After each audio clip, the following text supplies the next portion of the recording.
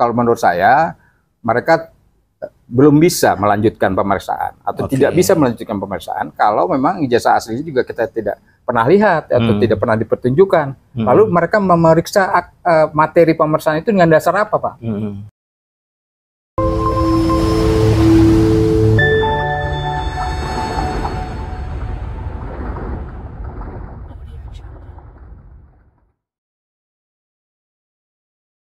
Assalamualaikum warahmatullahi wabarakatuh. Waalaikumsalam warahmatullahi wabarakatuh. Ya, apa kabar teman-teman semua? Saat ini saya kembali sedang bersama dengan pengacara senior yang juga salah satu tokoh di tim pembela ulama dan aktivis atau TPUA. Dan beliau juga merupakan salah satu pengacara ya Pak? Dari sekitar 45 pengacara ya? Insya Allah. Yang saat ini membela 5 orang yang dilaporkan oleh mantan Presiden Jokowi ke Polda Metro Jaya dengan tuduhan pencemaran nama baik dan juga fitnah.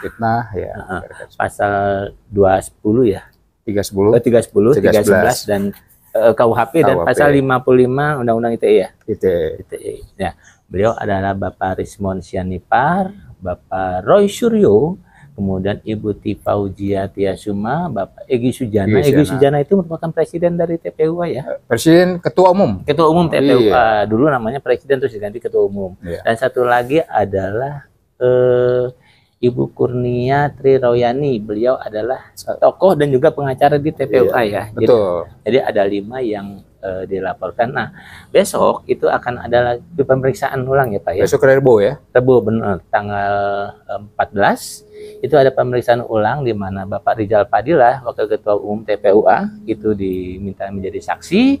Kemudian juga Bapak Damai Hari Lubis, ya beliau juga pengacara di TPUA yang diminta untuk menjadi saksi. Dan satu terlapor yaitu Bu Kurnia Triroyani akan dimintai kesaksian. Masih statusnya masih terperiksa ya Pak? Masih terperiksa. Pak, bisa cerita sedikit bagaimana pemeriksaan yang kalau nggak salah minggu lalu sudah ada pemeriksaan ya? Iya. Assalamualaikum warahmatullahi wabarakatuh. Jadi Pak Rohman, betul tadi apa yang nama-nama yang sudah disebutkan itu, seperti itu mereka akan diperiksa, baik oleh Polda Metro Jaya dan kemungkinan nanti akan dilanjutkan dengan Barreskrim begitu kira-kira. Nah iya betul. Jadi minggu yang lalu kami mendampingi Ibu Kurnia Triroyani sarjana hukum, yaitu dalam status katakanlah sebagai terperiksa, Pak. Terperiksa saja, di mana pada pemeriksaan itu beliau dimintakan konfirmasinya terhadap peran dan aktivitas beliau sebagai salah seorang advokat dan sekaligus juga aktivis di TPUA tadi, Pak. Kan gitu. Nah, pada pemeriksaan awal itu seperti biasa, di mana lebih ditanyakan kepada tentang status sosial tentang beliau, kemudian bagaimana kedudukan dan fungsinya di organisasi TPUA. TPUA itu organisasi seperti apa? Ya, kita jelaskan bahwa TPUA itu organisasi yang sifatnya tidak permanen, gitu Pak ya. Itu berdasarkan suatu aktivitas saja dan laporan-laporan yang berkembang di masyarakat ya tentang keadaan negara dan bangsa ini, terutama dari sisi hukum, gitu ya. Itu kami jelaskan seperti itu. Dan tentu juga ditanyakan atau dialami tentang peran dan fungsi rekan Kurnia ini dengan teman-teman yang lain pada saat keberangkatannya mereka ke rumah Jokowi di Solo dan ada tanggal 16 kampus UGM juga tanggal 15 dan 16 April ya? Iya, minggu lalu begitu. Seperti itu. Yang dijelaskan kira-kira garis besar seperti itu, Pak. Jadi masih pertanyaan-pertanyaan normatif ya? Normatif ya, tentang lebih kepada peran dan fungsinya rekan Kurnia dan teman-teman di TPUA dan dalam kaitan dengan yang disangkakan gitu kan, yang dituduhkan Joko Widodo gitu kepada beliau tentang ya utamanya sekarang lagi rame nih jasanya Pak kan gitu. Karena memang Pak Jokowi itu merasa difitnah dan merasa cemarkan nama baiknya karena ijazahnya dianggap palsu. Dianggap palsu. Iya. Tapi yang menarik kan begini ya Pak ya. Laporan Pak Jokowi itu kan ke Polda Metro Jaya itu tanggal 30 April ya.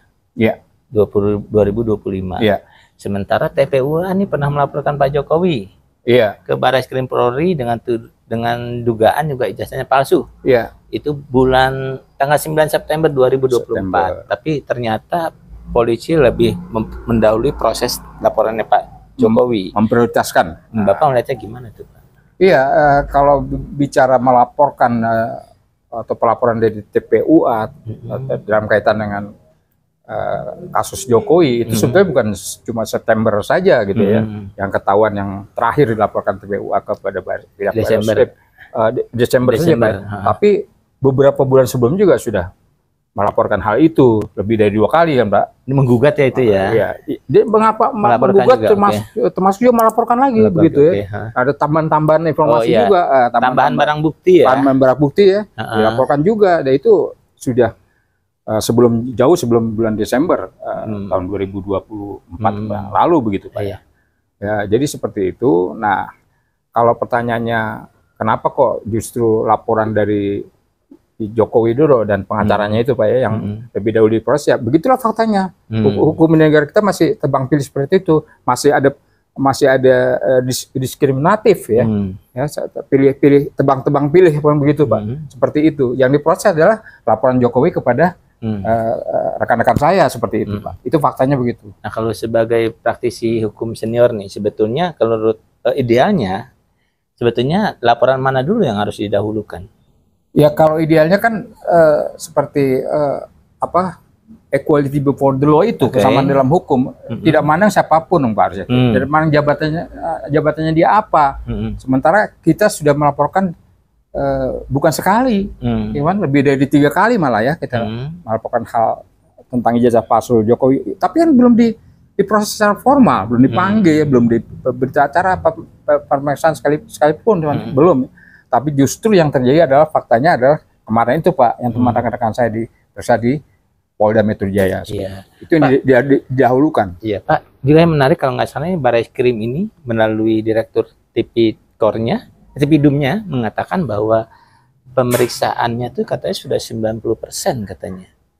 Tinggal uji forensik. Sementara kan kita tahu sudah ada belum sih dari TPUA yang diperiksa di Barreskrim Polri? Ya itulah faktanya bahwa salah satu Direktur Tindak Pidana Umum Mabes Polri mengatakan bahwa pemeriksaan tentang ijazah Jokowi itu sudah 90%. Iya. Nah, sementara dari pihak kami, pihak yang pelapor begitu, itu kalau dari sisi Barreskrim, kita belum pernah ada yang dipanggil atau diperiksa. Damai Hari Lubis belum pernah juga dipanggil. Belum pernah juga. Baru di Polda Metro kan seperti itu. Nah, kita nggak tahu dengan dasar apa, dengan alasan apa Barreskrim lalu mengatakan oke lah tentang pemeriksaan ijazah Jokowi itu sudah 90%. Kan itu dari sisi Barreskrim saja mengatakan seperti itu ya Pak ya. Pemeriksaan penyidikannya yang seharusnya dilengkapi gitu Pak oleh kami ya sebagai pelapor tentang ijazah Jokowi itu Pak. Nah, ini belum dilengkapi sama sekali Pak. Iya. Pihak Barreskrim. Jadi sepihak saja Barreskrim mengklaim pemeriksaannya sudah 90%. Pak, ketika kemarin nih minggu lalu ya, Bu Kurnia, Pak Rijal nggak jadi waktu itu karena sakit. Iya, kan sakit Rijal. Nah, kemudian Damai Hari Lubis diperiksa. Betul. Itu sempat nggak ditanyakan tuduhannya kan fitnah dan pencemaran nama baik. Pernah nggak ditanyakan bahwa diperlihatkan nggak sama penyidiknya bahwa ijazahnya Pak Jokowi itu asli sehingga dasar pemeriksaannya itu ada? Ya tidak mungkin kalau menurut saya penyidik akan menunjukkan punya niat baik seperti itu. Sementara di sisi lain kita selalu berkali-kali menyuarakan agar ditunjukkan ijazah asli Pak Jokowi, misalnya melalui Dr. Roy dan rekan-rekan ya, Dr. Rismond, Dr. Tifa juga berkali-kali menyatakan tunjukkan dong supaya kasus ini tidak berlarut-larut ya, tidak kemana-mana kasus ini kepada Jokowi agar menunjukkan ijazah aslinya ya, walaupun cuma SMA ya, pada waktu SMA dulu termasuk juga kuliahnya. Nah, karena apa? Karena Dr. Rismond dan kawan-kawan itu kan melakukan penelitian langsung, Pak, UGM. Ya, sudah mereka juga punya referensi ya terhadap bahan penelitiannya sendiri, pembuktiannya sendiri. Ya, bagaimana tentang skripsinya, bagaimana tentang ijazahnya. Mereka punya data juga, Pak. Dan sampai sekarang juga Jokowi belum menunjukkan ijazah aslinya kepada kami, Pak. Jadi, termasuk juga sidang-sidang pengadilan. Jadi ketika minggu lalu diperiksa, ya, baik Bu Kurnia maupun Pak Damai Hairul Lubis itu tidak ditunjukkan nih ijazah Jokowi yang asli. Tidak pernah. Jadi dasarnya bahwa fitnahnya itu apa dong, Pak? Nah, itulah fitnah seperti apa. Sementara menurut kami secara hukum bahwa katakanlah pencemaran nama baik seperti pasal 310, 311 KUHP kan, Pak ya. Nah, kemudian juga mereka mengkaitkan, Pak, kepada Undang-Undang ITE ya 27A, 32 dan 35 ya, itu tadi dijungtokan 55 KUHP. Nah, itu dikaitkan juga dengan penyebaran informasi bohong atau berita bohong atau fitnah sesuai dengan Undang-Undang Informasi Teknologi dan Informasi gitu, Pak, ITE. Seperti itu dugaannya seperti itu, Pak, di pemeriksaan mereka begitu. Nah, ini kan jelas fitnah lagi kepada kami sebetulnya, Pak ya. Sampai di mana saudara Kurnia atau kata Damai Hairul Lubis itu menyebarkan informasi yang betul-betul bohong berdasarkan Undang-Undang ITE itu, sementara ijazah aslinya juga tidak pernah kita lihat, Pak. Dan sebelum diperiksa pun nggak diperlihatkan. Sebelum diperiksa pun juga tidak dilihatkan. Ini loh ijazahnya. Kalian itu memberitakan sesuatu yang tidak benar, karena ini ada aslinya. Aslinya seperti ini. Kalau ditunjukkan oleh pihak penyidik kan tidak ada sampai sekarang. Nah, kalau misalnya besok nih, hari Rabu, akan diperiksa lagi, tetapi juga ijazah yang asli nggak ditunjukkan, gimana reaksi? Ya, oleh sebab itu, kalau menurut saya, mereka belum bisa melanjutkan pemeriksaan atau tidak bisa melanjutkan pemeriksaan kalau memang ijazah aslinya juga kita tidak pernah lihat atau tidak pernah dipertunjukkan. Lalu mereka memeriksa materi pemeriksaan itu dengan dasar apa, Pak? Katakanlah menduga kita menyebarkan berita bohong, misalnya begitu. Kita katakanlah mengatakan Jokowi tidak pernah kuliah di UGM, misalnya begitu ya, atau SMA-nya belum jelas seperti itu. Ya tentu mereka harus menunjukkan bukti juga, bukan? Ya, pihak penyidik harus atau pemeriksa menunjukkan juga bukti otentiknya. Ini kami punya loh bukti otentiknya seperti ini. Ini ijazah SMA-nya misalnya. Nah, ini ijazah universitasnya Dama, UGM ya, Pak ya, UGM seperti ini. Kalau tidak ditunjukkan dasar pemeriksaan mereka apa, Pak? Artinya, Pak, ketika polisi menindaklanjuti sebuah laporan, maka buktinya harus kuat dulu ya. Buktinya juga mereka harus ada, jangan mereka main tuduh ke pihak kita saja. Sementara dasar tuduhannya apa? Kan harus ada, Pak, referensinya. Tuduhan itu apa terhadap pihak kita. Kalau ijazah, tentu mereka harus tunjukkan nih kita punya loh ijazah aslinya seperti ini. Tunjukkan saja pada kami, Pak. Iya, Pak, waktu memang Pak Jokowi melaporkan ke Polda, dia kan katanya membawa ijazahnya nih. Nah, kemudian waktu hari Jumat kemarin juga terkait dengan laporan TPUA yang di Barreskrim Polri, itu kan iparnya Pak Jokowi membawa itu kan sendiri, menyerahkan sendiri ijazahnya, katanya ijazah Jokowi itu asli. Artinya kan ijazah itu sudah ada ya. Punya kewajiban nggak sih penyidik untuk menunjukkan gitu? Kalau menurut saya berdasarkan ajas equality before the law tadi, Pak ya, kesamaan dalam hukum, di mana mereka atau katakanlah Barreskrim atau Polda Metro ya kan mengadakan pemeriksaan kepada rekan-rekan kami, Pak ya. Dasarnya apa gitu kan? Dasarnya katanya adalah bahwa kita menyebarkan atau memberitakan, menginformasikan atau menuduh Joko Widodo berijazah palsu misalnya, ya mereka juga harus menunjukkan dong. Ini yang asli seperti ini. Bahwa tuduhan kalian itu tidak berdasar, tidak benar. Tuduhan kalian itu fitnah seperti itu kepada kami, Pak ya. Karena ini ijazah aslinya seperti ini.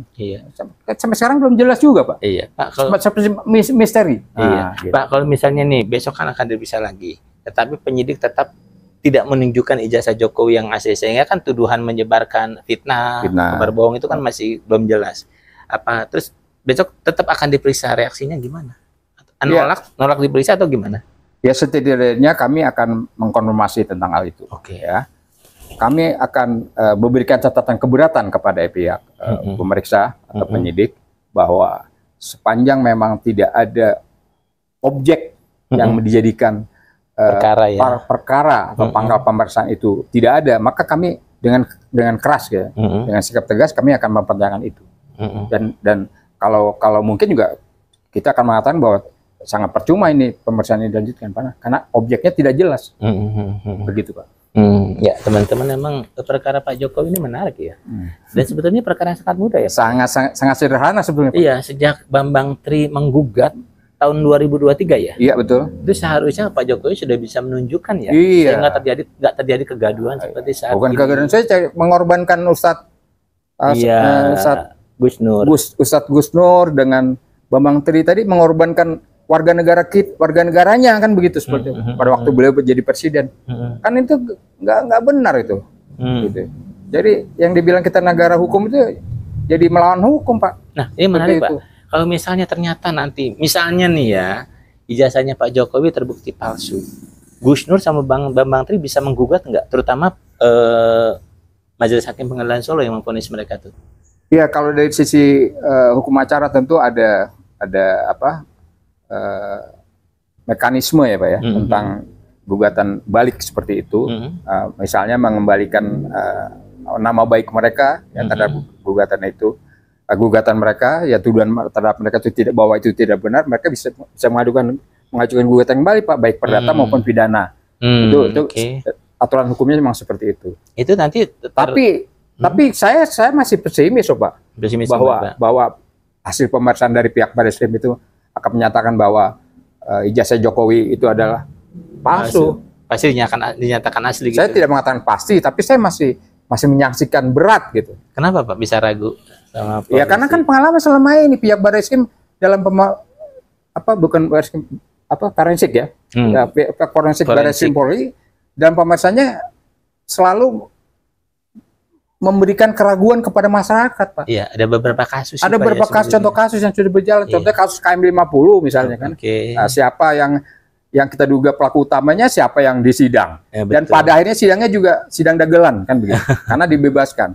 Kemudian KM50 sampai sekarang juga tidak jelas. Sudah jelas korbannya mati, dibunuh, ditembak. Ya. Berapa orang Pak? 6 orang. Itu kan bukan kasus kecil, kasus main-main. Ini kan katanya kan ada keterlibatan Barreskrim dan mungkin forensik ya Pak ya.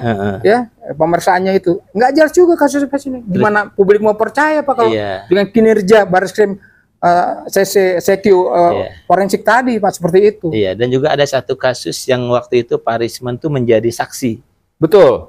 Kasusnya kopi sianida ya. Kopi sianida. Dengan terdakwa Jessica Wongso. Betul sekali. Pak Risman juga mengatakan seperti itu. Beliau menjadi saksi ahli di dalam kasus tersebut. Jadi beliau tahu persis bagaimana background latar belakang, bagaimana seseorang dijadikan terdakwa dan kasus kopi sianida Pak ya. Seperti itu. Kasus Vina pun katanya agak mirip-mirip. Kasus Vina ya? Juga begitu. Vina Cirebon ya. Vina Cirebon ya Pak ya. Betul. Ya. Jadi artinya dari contoh beberapa kasus itu bagaimana publik bisa mempercayai 100% kepada Barreskrim Polri, CQ forensik Pak ya, lembaga forensik seperti itu. Iya. Pak, kalau misalnya nih kekhawatiran itu terjadi, misalnya Polri mengatakan ijazahnya Pak Jokowi memang asli, kira-kira gimana reaksi, terutama dari masyarakat yang selama ini meyakini ijazahnya palsu, termasuk Bapak? Ya, saya tidak bisa memastikan, tapi saya menduga bahwa dari pihak kami sebagai penggugat ijazah palsu Jokowi tentu tidak bisa atau tidak harus meyakini 100% bagaimana argumentasi atau hasil pemeriksaan dari pihak forensik seperti itu. Kami tetap tidak bisa meyakini 100%. Dasarnya apa Pak? Apa ada bukti-bukti kuat yang menyatakan bahwa memang ini palsu? Ya, bukti-buktinya adalah berdasarkan pengalaman. Oleh sebab itu kami mengusulkan Pak beberapa kali, kami mengusulkan ada pihak independen yang dilibatkan dalam pemeriksaan forensik seperti itu. Pihak independen itu bisa dari dalam negeri, bisa dari luar negeri. Dan kalau perlu juga kami mengusulkan bahwa pemeriksaan forensik itu dilakukan di luar negeri. Nah, bisa misalnya contohnya bisa di negeri Singapura atau bisa juga di negeri Jepang misalnya yang termasuk Asia juga. Seperti itu Pak. Jadi publik akan melihat bahwa ini ada kontrol yang independen seperti itu Pak. Ya teman-teman semua, memang nih lama-lama kasusnya ijazah Pak Jokowi ini semakin panas ya Pak ya. Setelah Pak Jokowi dilaporkan, kemudian Pak Jokowi melaporkan, sekarang ada pemeriksaan gitu ya. Yeah. Dan kita sih berharap ini masalah bisa selesai dengan baik. Amin. Karena itu dituntut adanya profesionalisme Polri, yeah. kejujuran Polri, yeah. transparansi Polri, dan polisi itu harus bisa. Jika tidak, kasus ini maka akan menggelinding secara terus-menerus tanpa ada ujungnya, Pak. Nah, artinya negara kita adalah negara red touch, negara hukum, tidak bisa memberikan suatu kepastian hukum kepada warganya sendiri. Begitu, Pak. Kan ini jadi bahaya, Pak. Iya, dan yang mengerikan ini akan menjadi apa ya, Pak? Contoh buruk ya, apa namanya, presiden buruk. Presiden buruk. Menjadi presiden buruk. Bagaimana sesuatu yang diragukan oleh banyak orang ternyata tidak clear gitu. Biasanya akhirnya dampaknya makin panjang. Ya, kalau Pak Roman singgung presiden buruk begitu, sudah banyak contoh-contoh yang di mata kita. Ya, kayak contoh yang paling konkret misalnya, Ketua KPK kabarnya gimana? Kok seperti tenggelam di telan bumi? Kan udah lebih setahun kan? Sudah jadi tersangka pula kan? Tidak ada tindak lanjutnya terhadap pemeriksaan seperti itu. Pemeriksaan beliau seperti itu. Ya, dan kita juga berharap ya ketika besok Pak Rizal Fadilah diperiksa. Hari Rabu ya, Rabu ini Pak Rizal Fadilah diperiksa, Bukurnya diperiksa, Pak Damai Hari Rubik diperiksa, polisi bisa penyidiknya ya bisa menunjukkan ijazahnya Pak Jokowi yang memang asli, mudah-mudahan seperti itu. Iya, sehingga dasar mereka dituduh memfitnah, mencemarkan nama baik itu ada, gitu ya, real gitu ya. Dan tidak berkepanjangan kasusnya. Betul.